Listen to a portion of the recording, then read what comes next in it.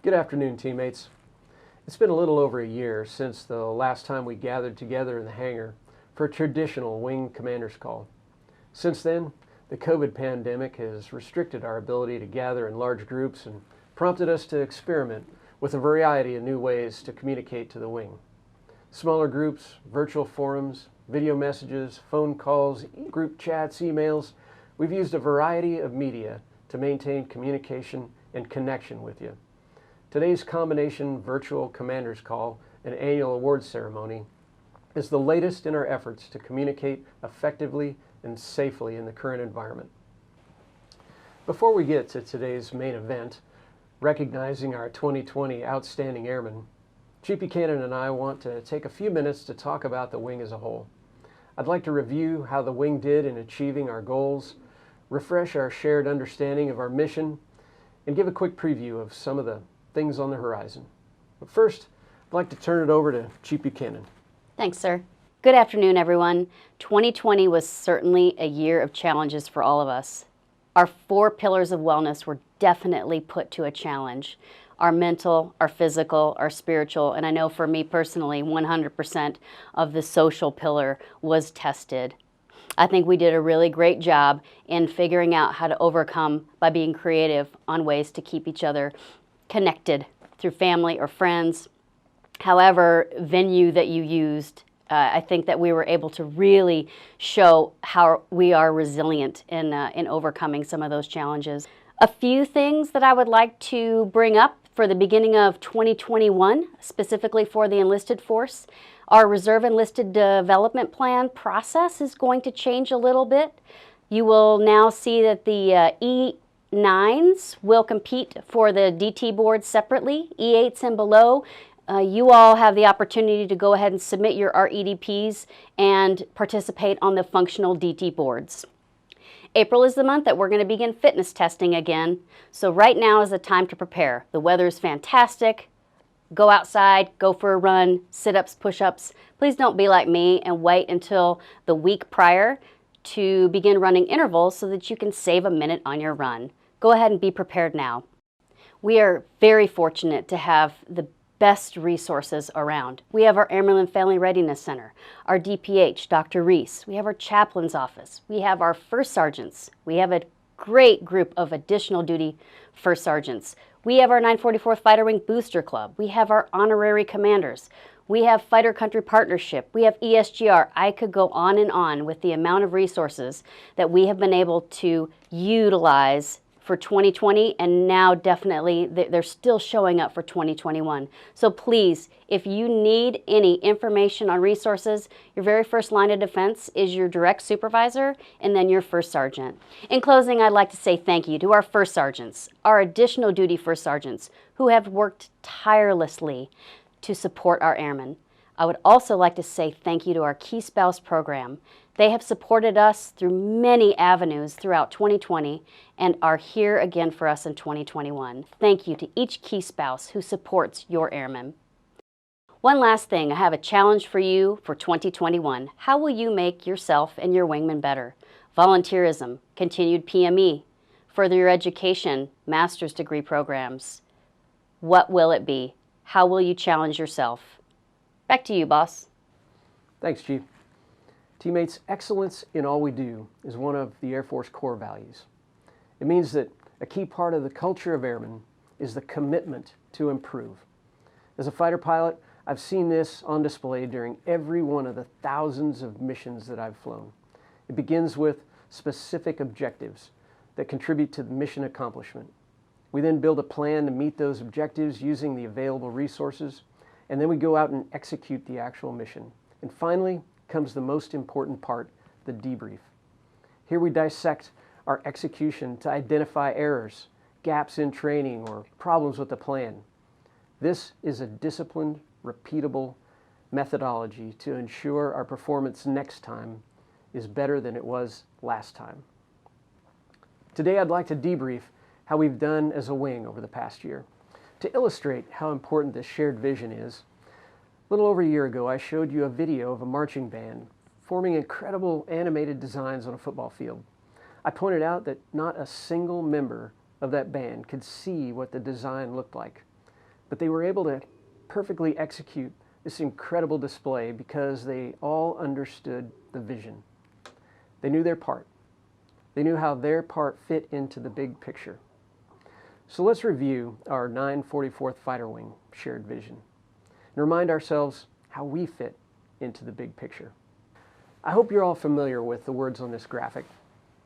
This is who we are. We are elite reserve citizen airmen.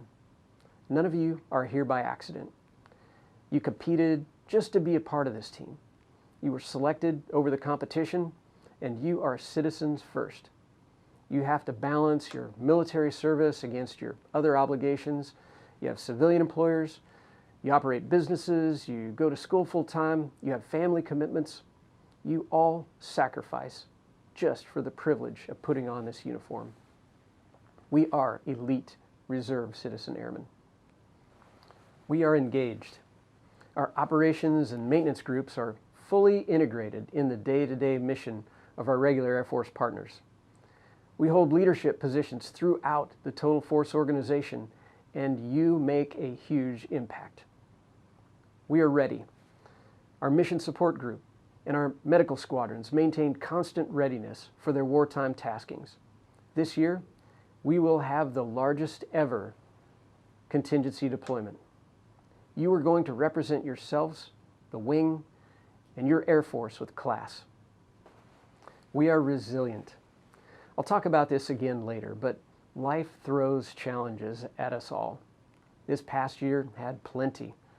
Our resilience enables us to take the hits that life throws at us and stay on our feet and keep moving towards our objectives. Our connections with our teammates, our family and friends, our physical, mental, and spiritual fitness all combine to make us harder to knock down.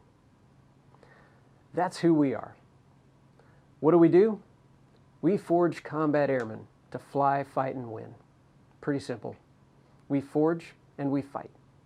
I like to think of it in simple terms. Our ops and maintenance team are the forge part. Our wartime task units are the fight. I established 3 main priorities for your leaders to concentrate on as we work towards that mission. The first one is to advance readiness and operational lethality. Next, to attract, train, and retain resilient airmen and families. And finally, to optimize the organization. This is the mission and the command priorities that we derived our objectives from. We set some ambitious readiness goals. As a wing, we were just over 80% ready, which met AFRIC's goal but fell short of our wing target. Considering the environment, I'm satisfied with that result. COVID significantly impacted our ability to train in a variety of ways, and I'm proud of the way that your leadership teams made smart decisions and balanced safety against mission accomplishment. Our deployable UTCs were on target, as were our total force annual training. We'll have some work to do overcoming the backlog of fitness tests in the coming months, and we have the advantage of knowing when we'll be tested. So get your bodies ready. We met our operational goals related to student production. I'm proud of the operational risk management that our flyers and maintainers did throughout this extremely challenging year. We were assisted to some extent by a decrease in students coming to us from upstream in the training pipeline. Expect that this will not continue. My stretch goal in this area was to move our training plan more in line with the National Defense Strategy by introducing multifunctional airman skills to our deployers. This required us to accomplish our baseline readiness requirements more efficiently to create some available time for cross-functional familiarization. We were able to increase our efficiency, but that time was stolen from us by COVID. In the end, the efficiencies that we created enabled us to meet our basic readiness goals, but not much else. I'm establishing a wing plans office to be responsible for this effort moving forward. We'll try again next year. And while we didn't quite meet our readiness goals this year, I want to reiterate some of the incredible recognition that you've earned for your efforts. Our 1K maintenance group earned the Dedalian Award for Outstanding Maintenance Group in the Air Force for the 2nd year in a row. And they were also recognized as the outstanding field level maintenance organization in the entire Department of Defense. Incredible. 944th Fighter Wing Load Crews won Load Crew of the Year at both Luke and at Davis-Monthan. And our civil engineer EOD flight was recognized as the top EOD flight in all of Africa. 944th MSG was awarded the Meritorious Unit Award, and the 414th Fighter Group personnel earned high-level recognitions for taking on the lead wing responsibilities at Red Flag. And that's just a few of your accomplishments. I'm incredibly proud of all of these elite reserve citizen airmen. Our goal in the area of resilient airmen and families focused on deliberate coaching and mentoring, and on bringing members into the wing the right way. I'm happy with our progress in this area. We emphasize the existing officer development plans and enlisted development plans as a measure of deliberate mentoring, since they require supervisor feedback in order to complete them. We also emphasized local training programs for commanders and supervisors rather than the limited courses available at the MAGCOM. Our MSG has done a great job putting together a quality curriculum and partnering with our regular Air Force partners. I truly believe that preparing our next generation of leaders is one of the best investments that we can make.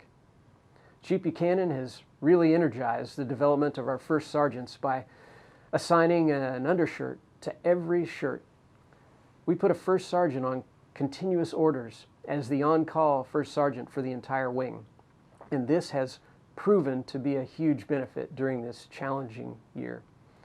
AFRIC also saw the value of a full-time shirt and awarded us an AGR position to make that full-time first sergeant permanent.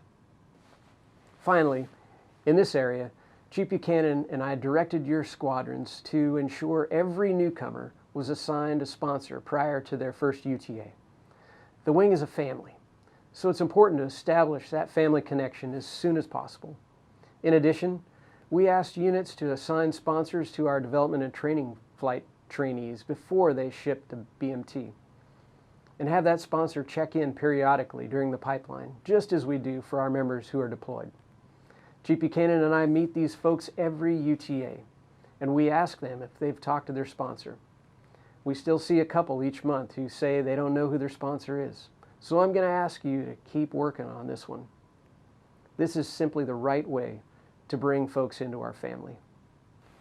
I'm convinced that investing in our new teammates and our future command teams makes them better able to handle unpredictable situations. Crises don't wait until you've had the training before they show up uninvited. And that highlights the resilience piece of this priority area. Our resilience was severely tested over this last year, and improving our resilience became even more of a priority. This last priority deals with optimizing the facilities and processes and resources and other stuff that the wing needs to do our mission. We made progress on several process-related objectives here, but the main goals for improvement involved admin support and voucher reform. We consolidated our commander support staff at the group level to allow them to work together the way that their AFSCs were designed to. We're still undermanned in our admin support, but we're anxiously awaiting the results of a manpower study that we hope will provide some relief there. Finally, I am thrilled to report that as of the 1st of January, we've started using DTS for virtually all of our travel vouchers. This was my #1 priority, and it is a huge win. What is the big deal, you ask? The DTS process cuts Ellsworth Air Force Base out of the loop. DTS vouchers are processed entirely here on base. Once your voucher is reviewed and approved, it flows straight to DFAS, and most payments are made in a few days. This process takes control over your money away from people outside of this wing. This does put some additional burden on the people in this wing to get it right, and that includes you. We're going to ask you all to do your absolute best to input your vouchers correctly the first time. Previously, our DTS submissions have seen greater than a 90% return rate. That means that the vast majority of you have been submitting your vouchers with errors. We have got to do better. This is your money. Please help us get it to you.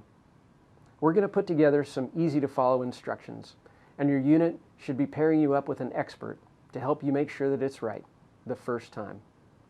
Let's make sure this works. So that's how we did. We fell short in some areas, and we've already identified how we can do better next year. But for the most part, you all did a commendable job of accomplishing your mission, despite all the obstacles that 2020 threw at you. So where do we go from here? Your command teams and I met a few weeks back to review the wing's strategic direction, and we agreed that our current priorities and objectives are still valid. So we made only a couple of minor tweaks. In the near term, you can expect us to continue prioritizing readiness training for our deployers. We will also see the COVID vaccine become available to more of us, and you can expect our medical experts to make as much information as possible available to you in order to answer your questions and alleviate any concerns about the vaccine. We've also asked your units to continue planning for annual tour travel. We are an expeditionary force, and it's imperative that we exercise our mobility muscles. Chief and I want to see you travel for annual tour. Obviously, COVID is still a factor, but we want you to make your plans to travel. This will give us even more incentive to make our travel voucher reform program succeed. In the long term, we'll be working to continue right-sizing our admin support, especially at our GSUs. Here at Luke, our Total Force partner has asked us to take responsibility for the training of the next F-35 foreign military sales customers. That initiative is currently being coordinated by headquarters, and this will be fantastic for Ops Group unit identity. Finally, the command has announced plans to stand up a new reserve wing at Davis-Monthan. This will be a monumental undertaking and will undoubtedly require significant effort from many of you. But in the end, it will greatly improve the lives of the 1,300 reserve citizen airmen currently serving at DM. Folks, this was a tough year. We had a global pandemic which has killed over 400,000 Americans so far. We had forest fires, we had hurricanes, we had budget issues in Africa, and many of you had financial difficulties at home. We had a summer of social unrest due to racial issues, and also identified a history of racial disparity within the Air Force's application of non-judicial punishment. We experienced one of the most divisive election seasons ever, culminating in an armed attack on the U.S. Capitol. Through all of that, you have remained focused on the mission. I'm incredibly proud of the example that all of you have set for the rest of the country. You deserve their respect and admiration. And I can only hope that the rest of the country models your maturity and your professionalism. That being said, I can tell that your resilience has been tested. I know you're tired. I know some of you don't think you can take much more. Many of you just want things to get back to normal. Well, I'd like you to consider this. If you're looking at somebody who looks like they have it all together, you're looking at somebody who's struggling well. Every one of us can struggle well, but sometimes we just don't have our A game. We all need an assist sometimes. So ask for it. Ask for a hand if you need it. If you're struggling well, look for somebody who needs a hand. Remember that you have an incredible team on your side, as well as incredible support from our community partners. We are stronger together, and I'd like to give a shout out to those who made resources available to airmen in need over this last year. Our honoraries, our booster club, fighter country, as well as the chaplains and first sergeants and everyone who helped out and got those resources to where they were needed. You have made a huge difference, and I want to offer my sincere thanks. And for those of you feeling exhausted right now, know this: you are stronger because of the struggle. Just like when we work out, the more weight we lift, the harder we push ourselves, the more fatigued that we become, the stronger we get. As far as going back to normal, we shouldn't want to go back to normal. We shouldn't want to go back anywhere. Let's go ahead to something better. Let's use what we learn from our challenges and make normal better. Let's make an honest effort to listen to each other, to hear others' perspectives, to try to understand each other better. That's how we build a better normal. Team, I am so proud of all of you and the things that you've accomplished, despite the adversity we encountered over the last year. And I'm proud to be a part of this incredible organization. Every one of you plays an important role in the Wings mission, and I want you to know I appreciate you. Thanks for your hard work and your professionalism and your patience over the last year. The foundation of everything on that slide is culture. Culture is what makes us who we are. It's our values, it's our heritage, it's our shared identity. One of the things that pervades that culture of airmen is the refusal to accept the status quo. We're compelled to move forward, to explore, to advance, to grow. Now, let's get on with recognizing the outstanding airmen of 2020. And after we've celebrated their excellence, let's get to work. And let's move forward together to a better normal. Forge and fight.